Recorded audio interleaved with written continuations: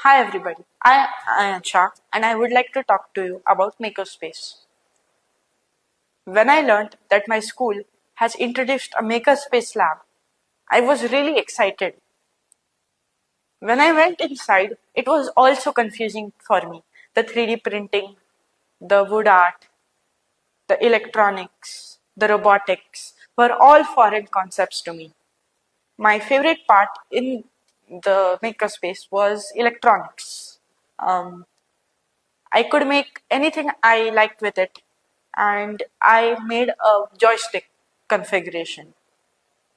What I did in the joystick configuration was that if you pull the joystick up, a red LED lights up, and if you point the joystick in any directions, a different LED lights up. What I love most about electronics is it provides me with a challenge and I can make what I want that I can use in my daily life.